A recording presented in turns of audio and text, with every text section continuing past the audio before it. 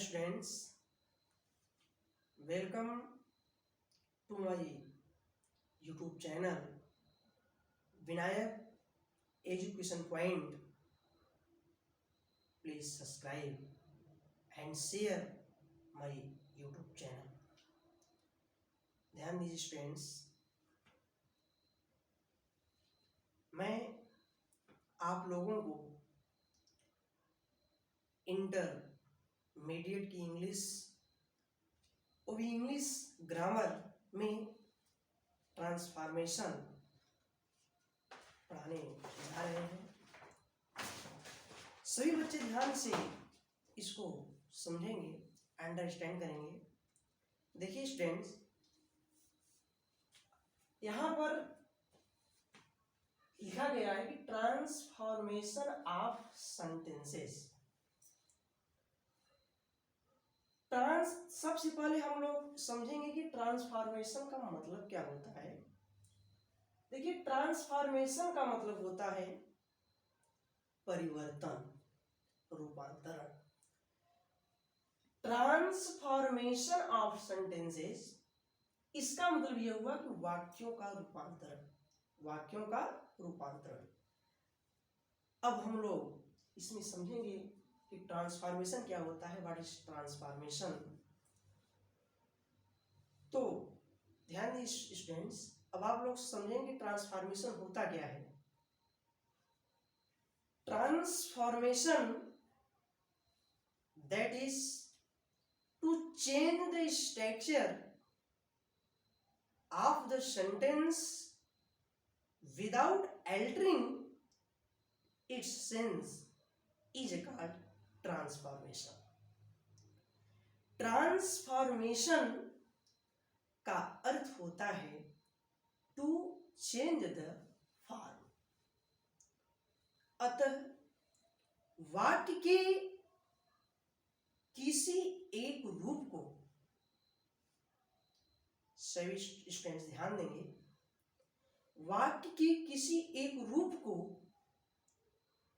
बिना अर्थ में परिवर्तन किए, वाक्य के किसी एक रूप को बिना अर्थ में परिवर्तन किए उसे दूसरे रूप में बदल देना ही ट्रांसफॉर्मेशन कहलाता है।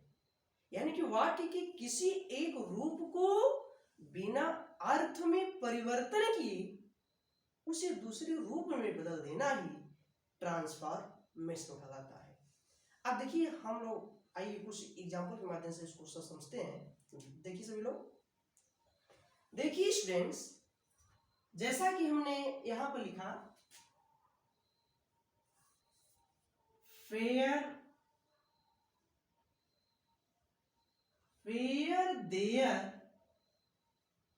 There is will, where there is will, there is way।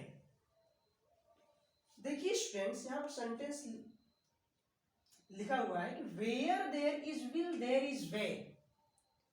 इसका मतलब ये हुआ कि जहां चाह है वहीं राह है। ध्यान दीजिए स्टूडेंट्स, इसको आपको ऐसे चेंज करना है कि इसके अर्थ में परिवर्तन नहीं होना चाहिए, भले ही इसके स्ट्रक्चर में परिवर्तन हो जाए। तो चलिए आइए हम इसको चेंज करते हैं। देखिए, ये हो जाएगा स्टूडेंट्स, इसको जब हम चेंज करेंगे तो ये हो जाएगा। देखिए, देयर इज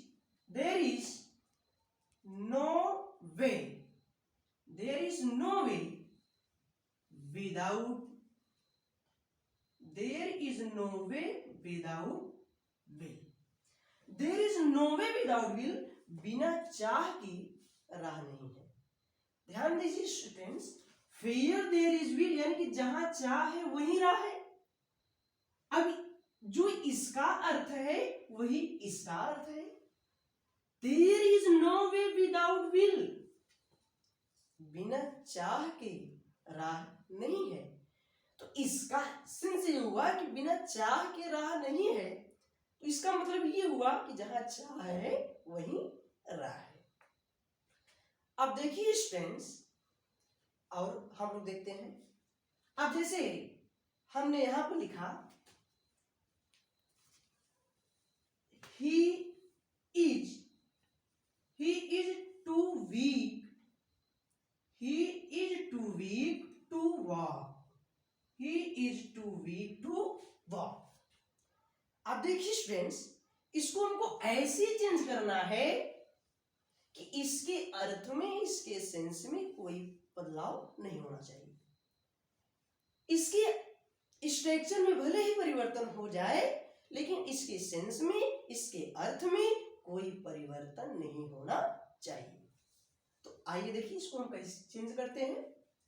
देखिए ये हो जाएगा he is so weak, he is so weak that he cannot walk। ध्यान दीजिए स्टूडेंट्स, जो इसका अर्थ है वही इसका अर्थ है।